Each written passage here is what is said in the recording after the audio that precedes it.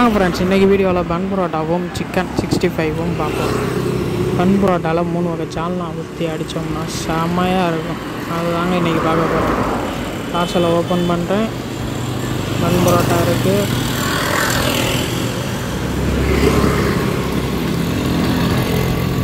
அதில் 3 வகை சால்னாவை ஊற்றி சிக்கன் 65 இல்லைன்னா போன்லெஸ்ஸை வச்சு சேர்த்து சாப்பிட்டோம்னா ருசியோ தனி ருசிங்க.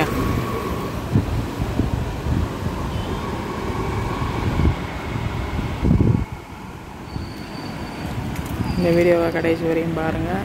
இந்த வீடியோ பிடிச்சிருந்தா